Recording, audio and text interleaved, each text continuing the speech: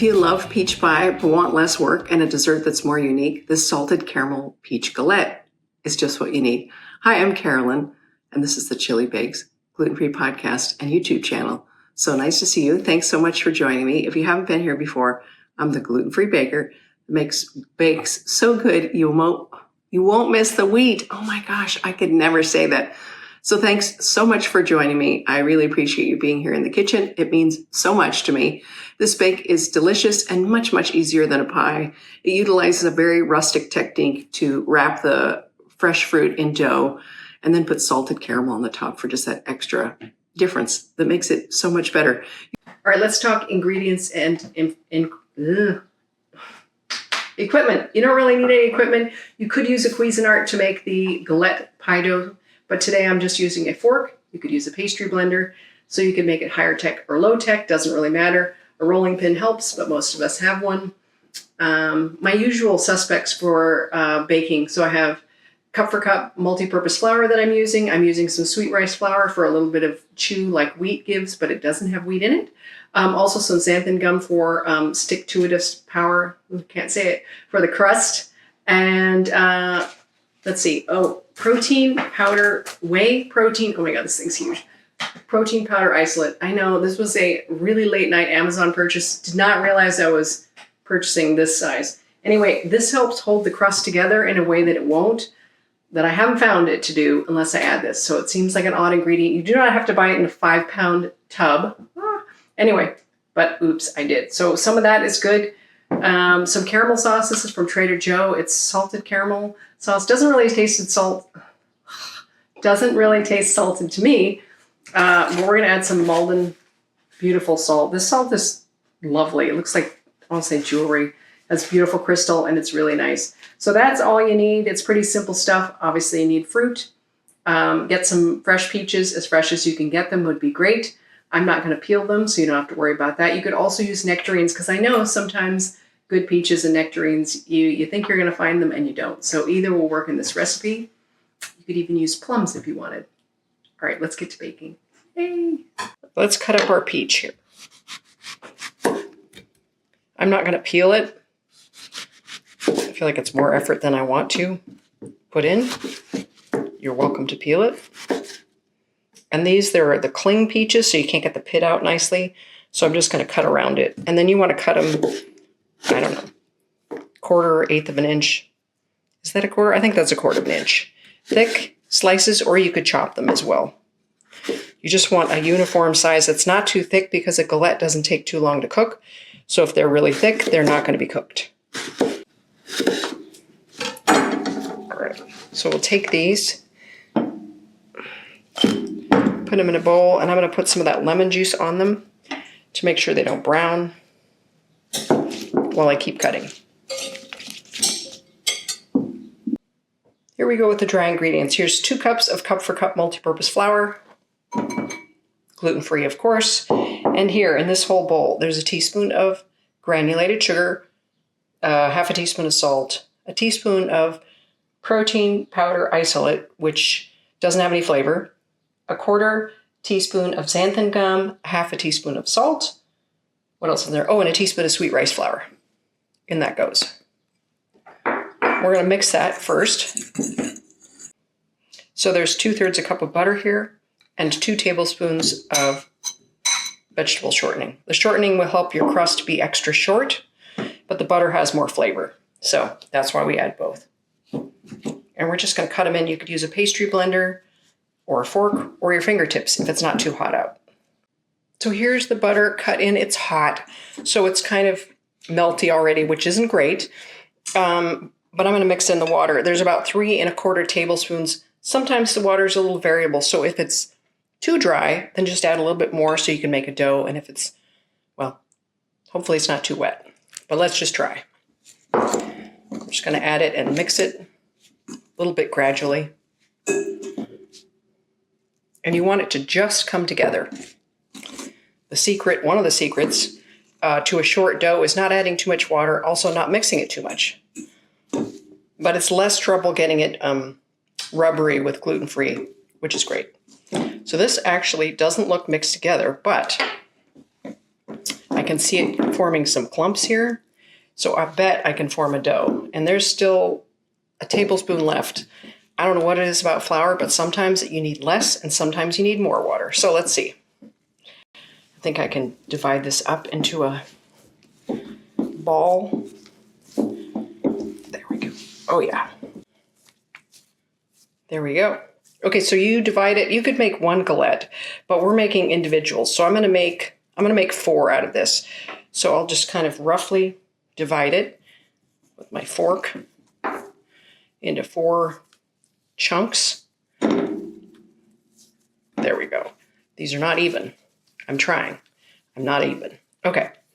So you're going to form them into like a disc so it's easier to roll out. So now, here's the point where you can wrap these in plastic wrap, put it in the fridge, and then roll it out another day. Let it get a little bit room temperature so you can roll it out. Or you can actually roll these out now. Because it's gluten-free, it's a little more forgiving, I don't know why, than regular pie dough stuff. Let's get the sugar mixture to mix in with the fruit. This is 2/3 a cup of granulated sugar. We're going to add just a pinch of salt. It'll help the taste. And then we're adding 4 teaspoons of cornstarch. That'll thicken it up. If you mix it with the sugar, what this accomplishes is, see how there are lumps of cornstarch, which you don't want. And it'll just get gluey and clump together. This way the sugar makes it so that it doesn't clump. Better distribution. So we're going to take about 2/3 of this to put in there. We're going to reserve a little bit of the sugar mixture. I'll do like one of these per galette. Not quite one of them. What I'm going to do is put a little sugar in the bottom to soak up some of the liquid of the galette. But the rest of this goes in here. So that's sugar, cornstarch, pinch of salt, and then we're going to use 1 to 2 teaspoons of lemon zest. It's just a good flavor addition. And stir that in gently so I don't break up the slices. If you're enjoying this YouTube channel and podcast, it'd be great if you rate, review, subscribe. I'll be here baking delicious gluten-free bakes that don't seem like they're gluten-free. Indy, stop sneezing. He's such a weirdo. Anyway, I'd love it if you join me in the... Now he's scratching himself. What are you doing? You're ruining my vlog. Come here. He's going to help me. Come here. Come here, buddy. He's such a goofball. Come on, up you go. There we go. Indy says you should join me if you want delicious gluten-free bakes that are so good. Hi, you won't miss the wheat. All right, let's roll out the galettes. Put a little flour down. I'm just using my nonstick mat because I can't really show you. It's too dark to show you on my countertop. And I'm going to use a rolling pin. Whoops. Let's use a roll. You want an oval.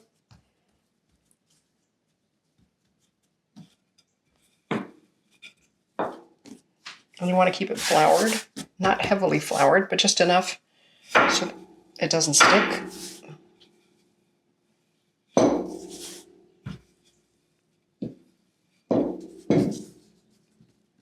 You can pat it back together if you get cracks. Totally fine. There. Okay, let's make it a little more even here. There we go. All right, no holes in the center. And I'm going to scoot it over slightly. I'm going to put 2 per, what am I saying? 2 per mat. But we're doing our best here. Okay. Now, we're going to put fruit in the middle. A little bit of the sugar mixture goes in the middle.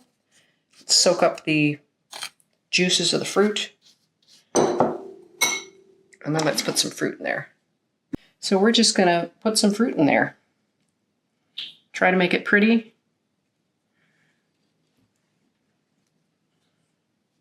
Probably should put the small one at the end. That's okay.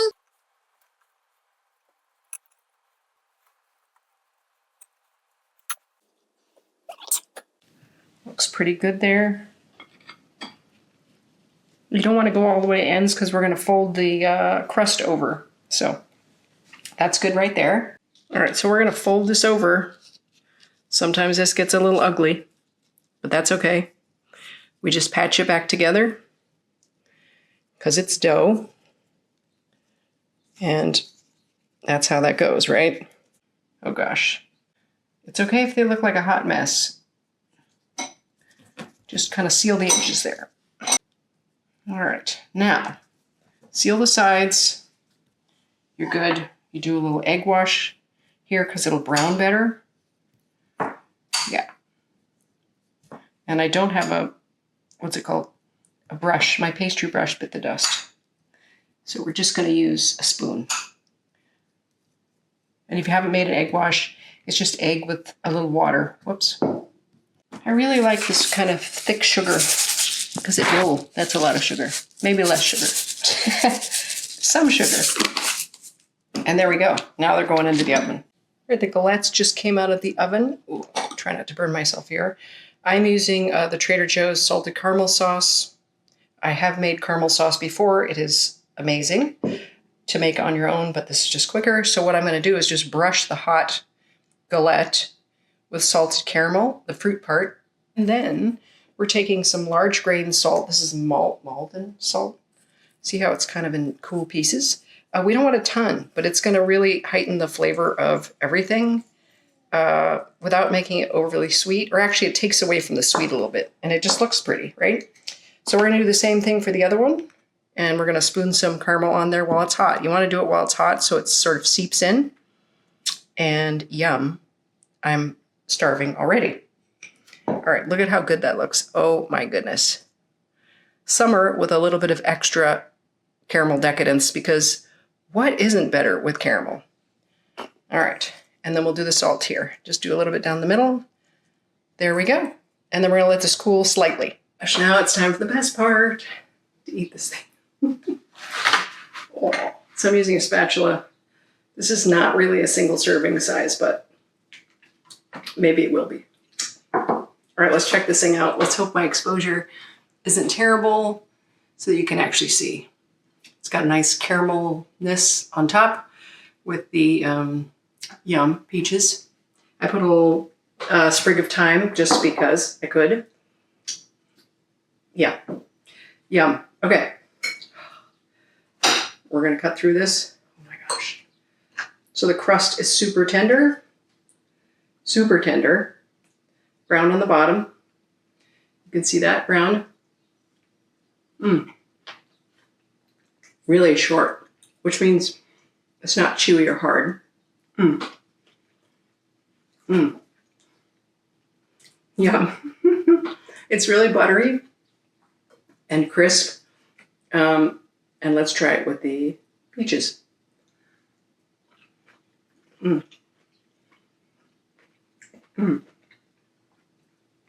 keep licking my fingers. I have crust all over myself. It's very, very good. It's just a slight salted caramelness. Yum. It's really, really good. It's a nice twist on the regular summer galette where it's just lemon juice and the fruit and some sugar. But it's got a little caramel, a little bit of salt, which is really good with the butteriness. Yum. Yum. This is so good. Perfect for summer. It's not the kind of dessert that saves. Also, it's too good to save, but also, I mean, because people want to eat it, but also it's it doesn't save well because it's got a lot of juice, whatever. So it's one of those things where you throw it in the oven and you serve it and everybody enjoys it and it disappears and it's lovely. Kind of like summer flowers. They come and go. Yum. I think this is a delicious bake. I might need one more bite.